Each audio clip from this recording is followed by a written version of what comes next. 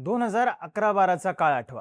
Hashtag मे भी अण्णा, टीव्हीवर coverage, social मीडियावर तुफान हवा, मीम्स, ट्रोलिंग, युवकांचा प्रचंड पाठिंबा, गाणं, आंदोलनाची हाक, स्वघोषित नेते आणि सिस्टीमला सरकारला विचारलेले प्रश्न, हे सगळं काही घडत होतं.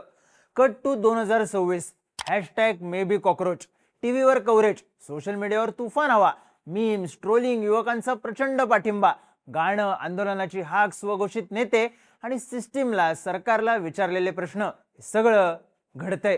सध्या कॉकरोच जनता पार्टीने या पॅटर्न मधून प्रचंड हवा तयार केली. त्यांचे फॉलोअर्स वेगाने वाढत आहेत, त्यांचे सदस्य तयार होत आहेत, माणसं स्वतःहून वेगवेगळ्या पदांची जबाबदारी घेत आहेत, सरकारच्या विरोधात, सिस्टीमच्या विरोधात बोलतायत, देशाबद्दल, नेतृत्वाबद्दल काय अपेक्षा आहेत ते सांगतायत.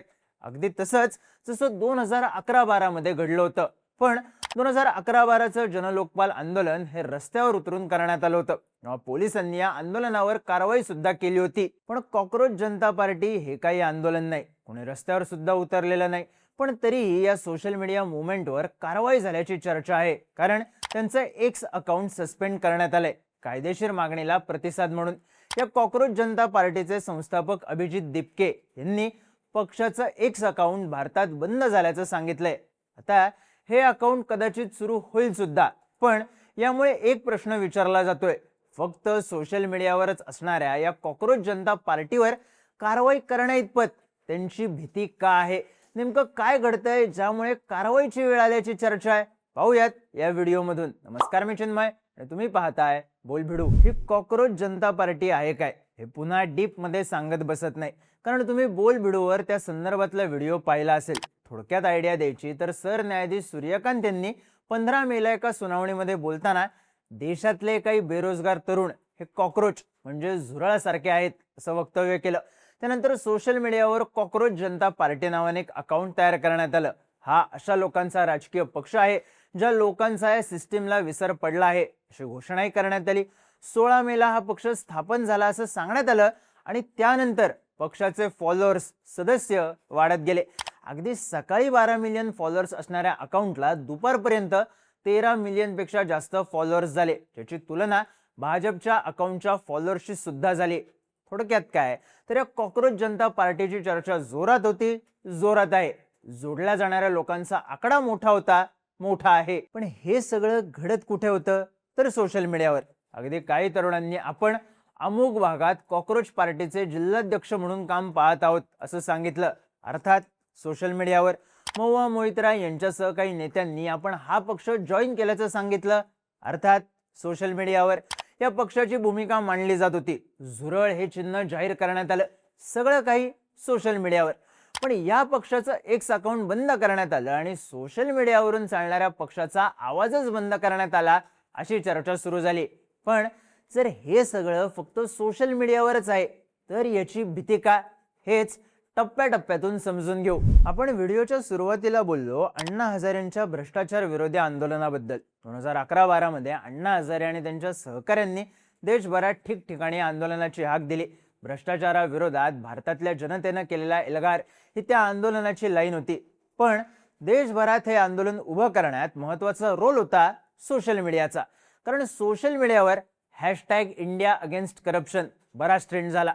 याच नावाने फेसबुक आणि ट्विटरवर पेजेस काढण्यात आली. या पेजेसचे ॲडमिन कधी समोर आले नाहीत, पण त्यांच्या पेजेसला, अकाउंट्सला लाईक्स वाढत गेल्या, कारण इथं पोस्ट पडायच्या त्या आंदोलनाबद्दल, इथं चर्चा व्हायची ती देशात सुरू असलेल्या घडामोडींबद्दल. या सोशल मीडिया पेजेसवर त्या राज्यात, शहरात आंदोलन कधी होणार आहे, आंदोलनासाठी कुठं जमायचं आहे, कसं जमायचं आहे, काय मटेरियल घेऊन यायचं आहे, हे सगळं सांगितलं जायचं. सारखा विचार करणारे, तत्कालीन सरकारबद्दल नाराज असणारे लोक याच सोशल मीडिया पेजेसवरून जोडले गेले आणि भ्रष्टाचार विरोधी आंदोलन सगळ्या देशभरात पसरलं. टोप्यांवर लिहिलेले मे भी अण्णा हे शब्द सोशल मीडियावर सुद्धा दिसायला लागले. लोकांमधल्या नाराजीला सोशल मीडियावरून इतकी हाईप मिळाली की त्यातून तयार झालेली जनभावना भारतात सत्ता बदल घडवून आणण्यात महत्वाची ठरली.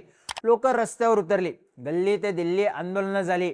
पण या लोकांना संघटित करण्याचं काम हे सोशल मीडियावरूनच झालं होतं. जे भारतात घडलं होतं तसंच नेपाळमध्ये घडलं, पण त्याला हिंसक वळण लागलं आणि ते आंदोलन सुद्धा सत्ता बदलाचं केंद्रस्थान ठरलं. बेरोजगारी, भ्रष्टाचार आणि सरकारने सोशल मीडिया हँडल्स बंद केल्यानंतर नेपाळमधले जनझी वयोगटातले तरुण चिडले आणि त्यांनी आंदोलनाची हाक दिली.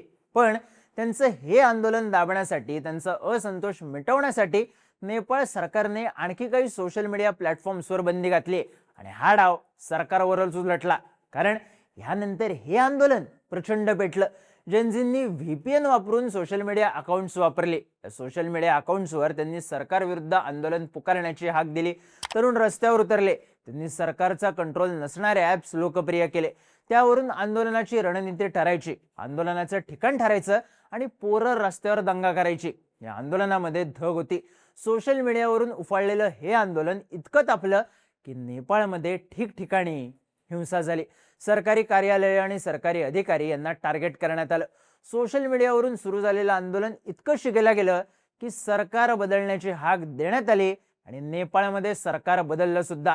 बालेन शाह रॅपर नेपाळचा पंतप्रधान बनला, तर एका डीजे कडे गृहमंत्री पदाची जबाबदारी आली. पंतप्रधान पदाचा उमेदवार कोण असेल हे नेपाळमधल्या तरुणांनी डिस्कॉर्ड नावाच्या ॲपवरून ठरवलं होतं. सगळ्याची सुरुवात झाली ती सोशल मीडियावर आणि परिणाम दिसला तो रस्त्यावरचा राडा आणि देशातलं सरकार बदलण्यापर्यंत. नेपाळमधलं हे आंदोलन देशातली परिस्थिती आणि सरकारची भूमिका या गोष्टींच्या विरोधात होतं. जे थांबलं तिथलं सरकार बदलल्यानंतर, जेनझीचं प्रतिनिधित्व करेल असं सरकार सत्तेत आल्यानंतर. आता भारतात विषय काय आहे तर ही कॉक्रोच जनता पार्टी तयार झाली आहे रागामुळे. सरन्यायाधीशांनी तरुणांचा उल्लेख झुरळ म्हणून केला आणि याच रागातून कॉक्रोच पार्टीला जन्म मिळाला. याच रागातून या पार्टीचे सदस्य वाढत गेले. त्यात महत्वाचं ठरलं ते टायमिंग. कॉक्रोचच्या वक्तव्यावरून वाद सुरू असतानाच नीटचा पेपर लीक झाला. पुनर्परीक्षा होणार असल्याची घोषणा झाली खरी, पण या सगळ्यात 22 लाख विद्यार्थ्यांच्या भविष्यावर टांगती तलवार आली. आता भारतात कुठल्याही परीक्षेबद्दल हे काही पहिल्यांदा घडत नव्हतं, तर हा विषय अनेकदा घडलाय. पण यावेळी उफाळलेल्या रागाला कॉक्रोच जनता पार्टी हे राग व्यक्त करण्याचं माध्यम ठरलं. बेरोजगारीचा मुद्दा चर्चेत होताच, त्याला या मुद्द्याची जोड मिळाली आणि राग व्यक्त करायला कॉक्रोच जनता पार्टी हिट ठरली. विषय फक्त नीटच्या पेपरचाच नाहीये, तर पंतप्रधान नरेंद्र मोदींनी सोनं घेऊ नका, पेट्रोल डिझेल कमी वापरा, परदेशी जाऊ नका हे आवाहन केलं. युद्धाच्या संकटामुळे आर्थिक मंदी येईल अशी चर्चा सुरू झाली. काही ठिकाणी पेट्रोल डिझेलचा तुटवडा निर्माण झाला, काही ठिकाणी पगारवाढ थांबली, महागाई वाढली. यामुळे रोष तयार झाला. हा रोष बाहेर सहसा येत नाही, तो फार फार तर आपल्या सोशल मीडिया अकाउंटवर व्यक्त केला जातो. पण कॉक्रोच जनता पार्टीचं माध्यम वापरून लोक हा रोष उघडपणे व्यक्त करायला लागले. कुणाचा राग राजकीय पक्षांवर आहे, कुणाचा राग न्याय व्यवस्थेवर आहे, तर कुणाचा राग प्रशासनावर. आता हा कलेक्टिव्ह आउटरेज वाढला तर साहजिकच सरकारच्या अडचणी वाढू शकतील. त्यामुळे हे रोखण्यासाठी पावलं उचलली गेल्याची चर्चा आहे. कॉक्रोच पार्टीने आपल्या पक्षात सहभागी व्हायचं असेल तर राग व्यक्त करता आला पाहिजे ही बेसिक अट ठेवली, ज्यामुळे साहजिकच सरकारच्या सिस्टीम विरोधातल्या रागाला चॅनल मिळवून देण्याचं काम होतंय. सुरुवातीला ही पार्टी म्हणजे सोशल मीडिया ट्रेंड असल्याची चर्चा होती, पण वेगवेगळ्या वयोगटातले लोक, वेगवेगळ्या प्रोफेशन्स मधले लोक यांनी पाठिंबा दिला आणि ही सोशल मीडिया मूवमेंट ठरली. त्यात एक्स अकाउंट बंद झाल्यानंतर या पार्टीचे संस्थापक अभिजित दिपके यांनी हे आंदोलन देशाचं राजकारण बदलणार आहे अशी प्रतिक्रिया दिली. थोडक्यात काय तर नेपाळमध्ये जे झालं तसं भारतात होणं अवघड असल्याची चर्चा असताना जे जेनझी सोशल मीडियावर प्रचंड ऍक्टिव्ह असतात त्यांना आपली नाराजी व्यक्त करण्यासाठी आणि बदल घडवून आणण्याची मागणी करत एकत्र आवाज उठवण्यासाठी प्लॅटफॉर्म मिळत असेल तर तो सोशल मीडिया पुरता राहत नाही. हे अण्णा हजारेंच्या आंदोलनावेळी, त्या आंदोलनातून जन्माला आलेल्या आम आदमी पार्टीच्या यशावेळी आणि नेपाळमधल्या आंदोलनावेळी दिसलं होतंच. त्यामुळे कॉक्रोच जनता पार्टीचं एक्स अकाउंट बंद करण्यात आल्यानंतर चर्चा एकच आहे, सोशल मीडियावरच्या या पार्टीची भीती तयार झाल्याची. तुम्हाला काय वाटतं? सोशल मीडियावर सुरू झालेली ही पार्टी प्रत्यक्षात खरंच बदल घडवेल का, की ही फक्त सोशल मीडिया पुरतीच मर्यादित राहील? तुमची मतं आणि प्रतिक्रिया कमेंट करून नक्की सांगा. आणि माहितीपूर्ण व्हिडिओज पाहण्यासाठी बोलबिडूच्या YouTube चॅनलला सबस्क्राईब करायला विसरू नका.